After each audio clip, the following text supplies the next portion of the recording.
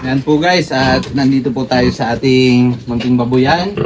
Tayo po ngayon ay magwawalay ng ating ng ating biik. Yan. Ito pong ating mama pig. Aalisin na po natin ngayon dito sa farrowing pen. At ito pong ating mga biik ngayon ay 28 days old na. Yan, iwawalay na po natin sila guys. Yan po sila ngayon. 28 days po sila guys. Yan. Tama-tama na po pangwalay. Ang gaganda na po ng sukat nila oh. Ganyan na po kalaki ang ating biik oh. Yan. Ang laki na guys. 28 days old pa lang po yan guys. Dahil po yan dito sa ating feeds ng Limcoma. Ito po ay feeds ng Limcoma na Piglet Booster Premium. Yan po ang pinakakain natin sa ating mga pig. Yan. Kaya ganyan po yung kalalaki. Kaya mas maaga po tayo nakapagwalay dahil po dito yan sa ating Piglet Booster ng Limcoma. Yan.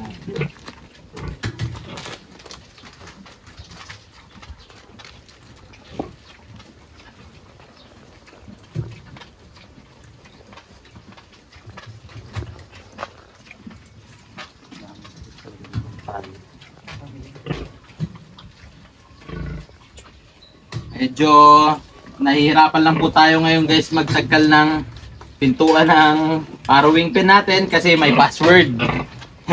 Ang dami pong tali niyan guys. Yan. Pero ngayon aayusin na rin po natin to para hindi na din liganto. Hindi na rin ditali.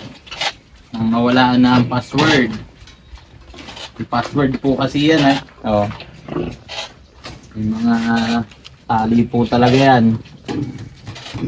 Pero ngayon po ayusin po natin yan pagkaalis po ng mama pig. Lipat po natin. Weldingin na po natin yan.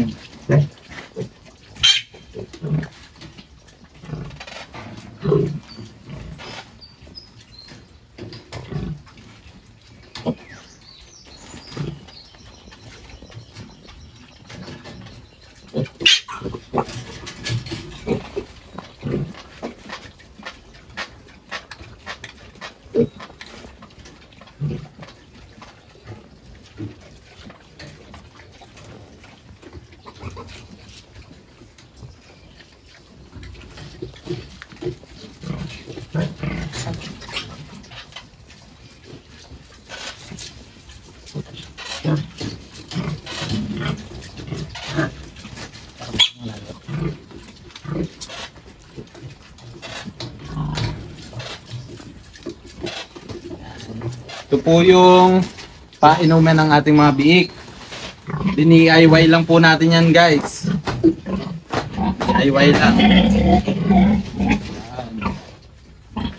Eh, mga kapit.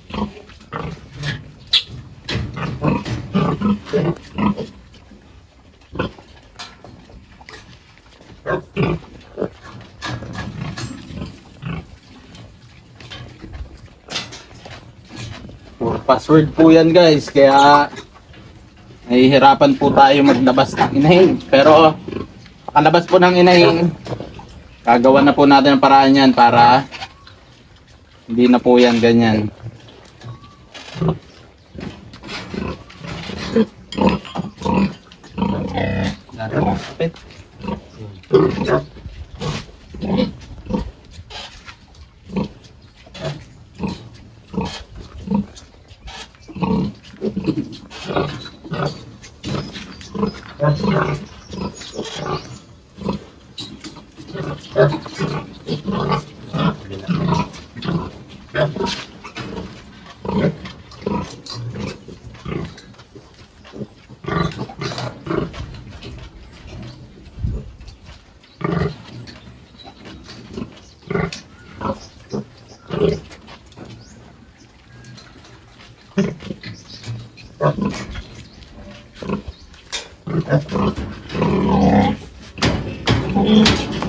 Yan, natagal na po ang password ng ating farrowing pen. kuha sa ako.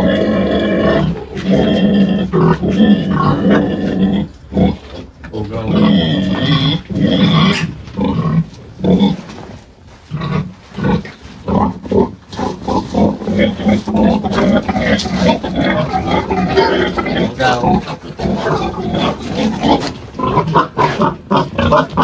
Ito lang po kadali guys, maglipat na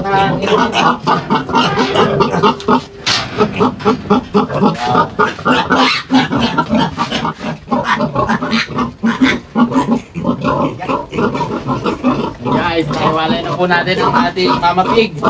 So dito ka muna, Lo. Yan, harangan mo lang. Haba pong hinaharangan ni Carlo, sasamantalayin na po natin na ayusin tong kanilang gate. Yan, nakabak na po tayong ano dito, extension.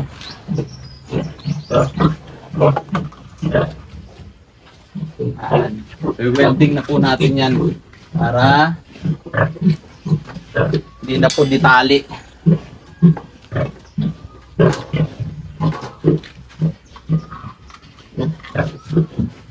Yan. Gloves po muna tayo, gloves.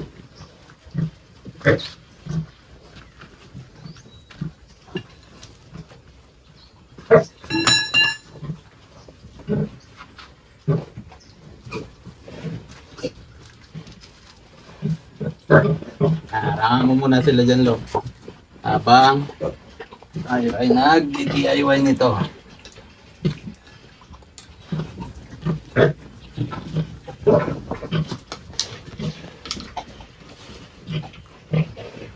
Ating mahiwagang helmet.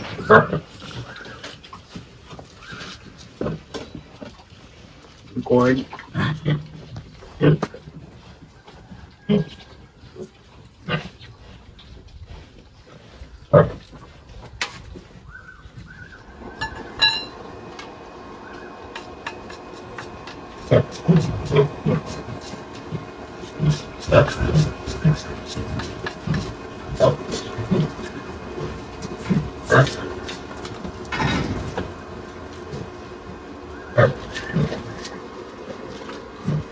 Simulan na po natin to guys, at baka nasimulan pa ng iba.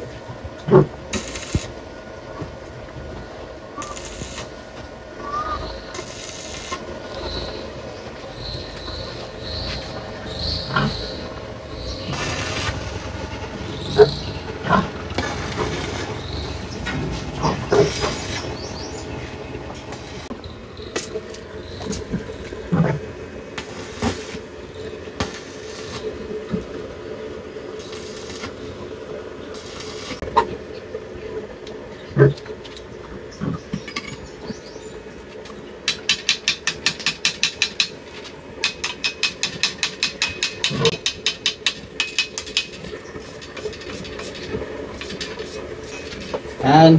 At i-welding na po natin guys. Pero ito pong welding natin na to guys ay Ito po ay putyo-putyo lang guys ha. Hindi po tayo professional pagdating sa ganitong pag-welding. Ito ay DIY lang po, DIY.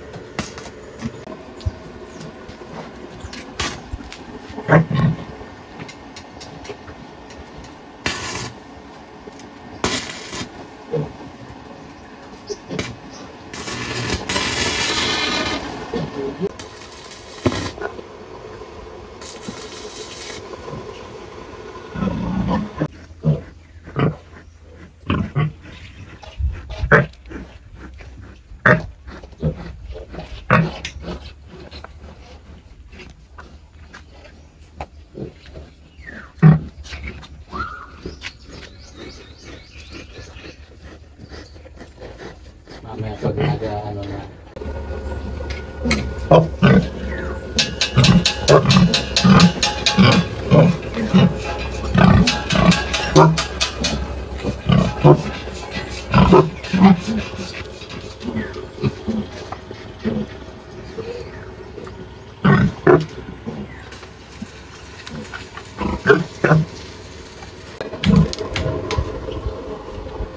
Okay po guys, tapos na.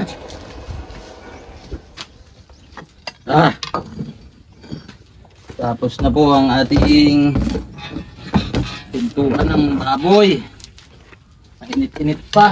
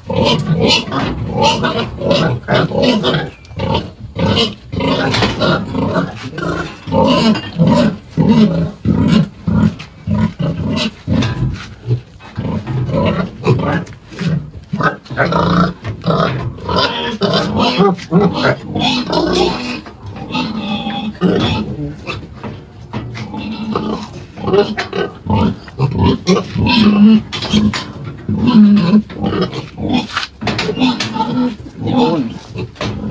Okay na po guys ang kulungan ng ating mga biik. Yan.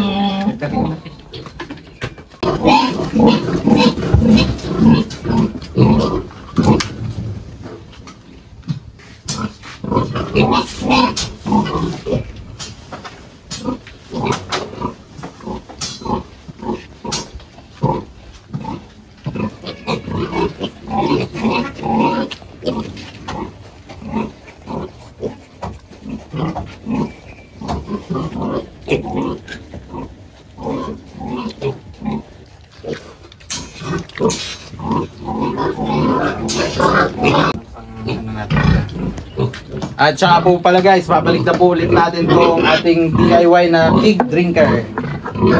Yan. Ay, panalit lang.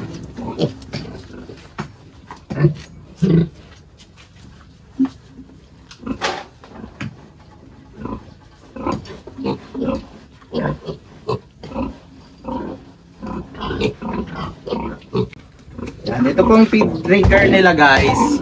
Ito po ay detalye lang talaga. Para ito po ay nakakalas kabit.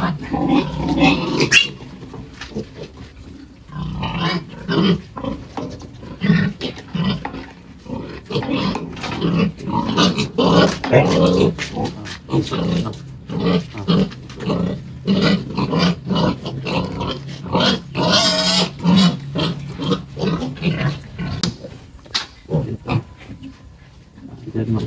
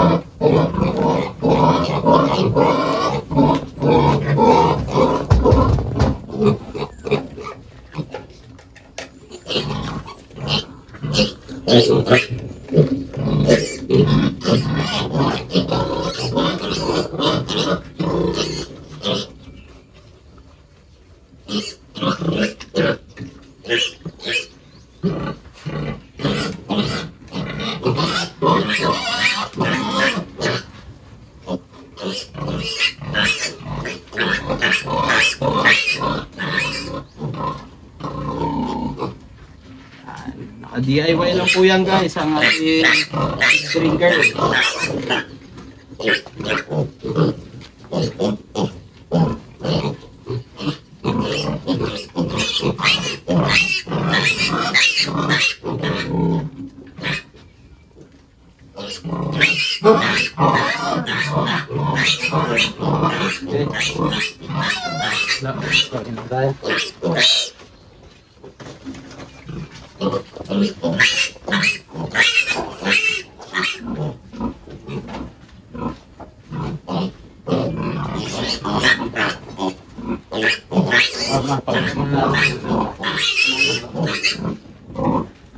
So guys, ito na po yung ating winelding na arang ng biik natin. Mainit pa para hindi po makalabas.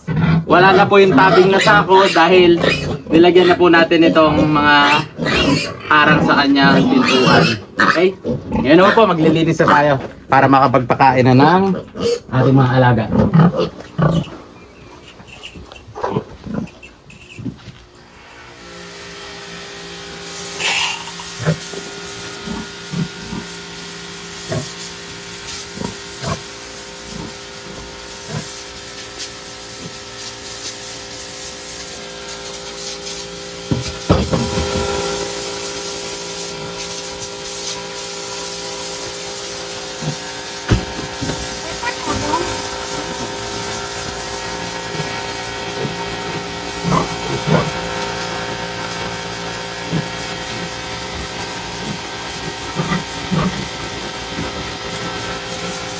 Wala, paligot na init yung mga yan.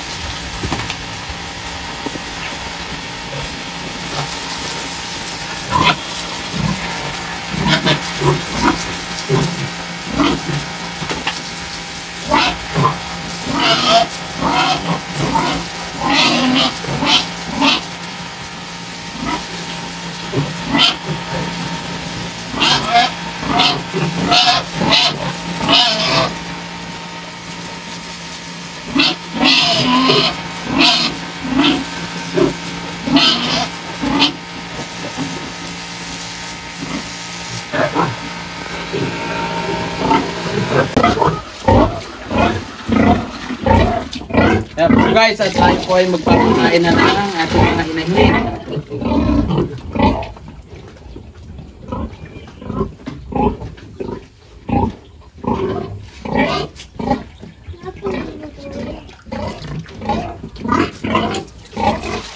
So yung pakain natin guys sa ating mga buntis na inahin. Ito po ay breeder feeds ng Limcoma. Yan.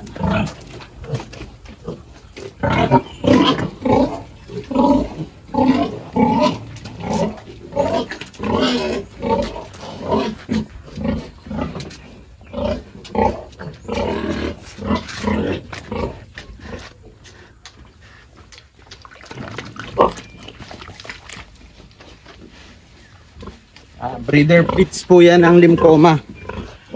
Tingnan nyo naman po kung gaano kalulusog ang ating inahin.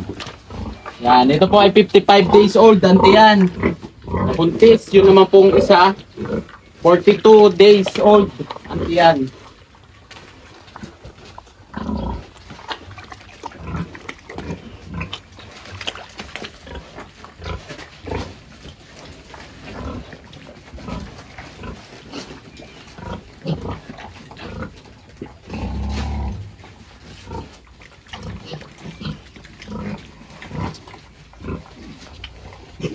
Ito naman po guys, para naman po sa ating mga biik, ito naman po ang ating pakain.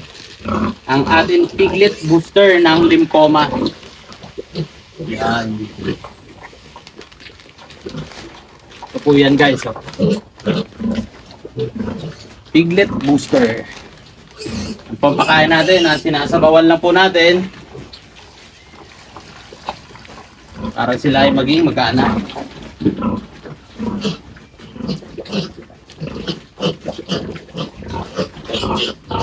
So guys, ang pakain po natin ay binabasa po natin. With feeding po tayo dito sa ating mga biik na to. Yan, ito na po guys.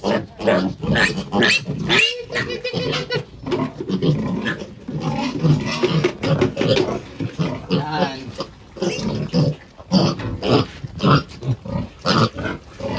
Yes guys, unang lagay ko po yan dyan sa pakainan na yan kasi dito po sila sanay. Yan. Dito ko po dati sila pinakakain. Dito. Dito ko po sila training na kumain. Ngayon po, first time po nilang kakain dyan sa kainan ng mama pig nila.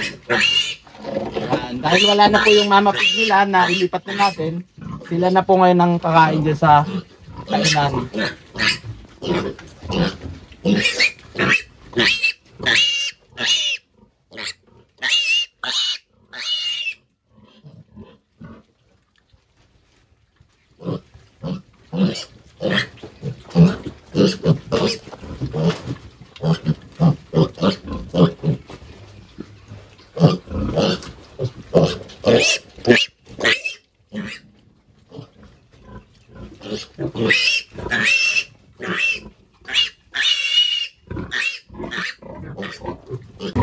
At ayan po guys, tapos na po tayo ngayon dito sa ating munting babuyan. Tapos na po tayo magpakain ng ating mga inahin baboy at nakapagwalay na rin po tayo.